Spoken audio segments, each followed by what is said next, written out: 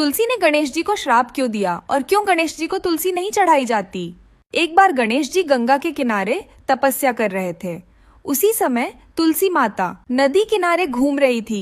अचानक उनकी नजर तपस्या कर रहे गणेश जी पर पड़ी। तुलसी माता गणेश जी के तेज तप और भोले भाले स्वरूप को देखकर उनकी ओर आकर्षित हो गई। एक दिन उन्होंने हिम्मत करके गणेश जी के सामने विवाह का प्रस्ताव रखा।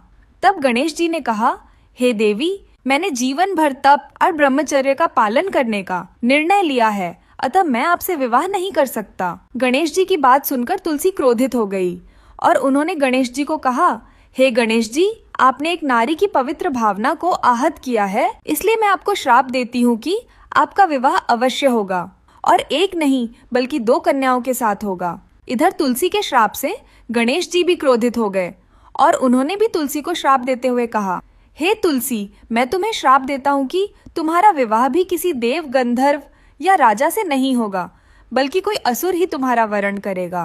तुलसी के श्राप के कारण गणेश जी का विवाह ब्रह्मा जी की 2 पुत्री रिद्धि और सिद्धि के साथ हुआ और गणेश जी के श्राप के कारण कालांतर में तुलसी का विवाह असुर राज जलंधर से हुआ, जो इतना पराक्रमी था कि उसने इंद्र सहित सभी देवताओं को युद्ध में हरा दिया था। इधर जैसे ही तुलसी ने गणेश जी का श्राप सुना तो उन्हें अपनी भूल पर पश्चाताप हुआ और वे गणेश जी के चरणों में गिरकर बोली, हे गणेश जी, मैंने क्रोधवश आपको श्राप दे दिया, कृपा करके मुझे क्षमा करें।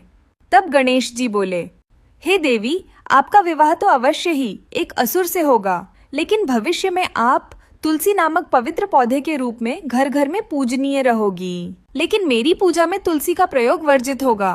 कालांतर में विष्णु जी के द्वारा छल से वृंदा का मान भंग किया गया तो उन्होंने अपने शरीर का त्याग कर दिया और उनके शरीर से गंडकी नदी और बालों से तुलसी नामक पौधा उत्पन्न हुआ।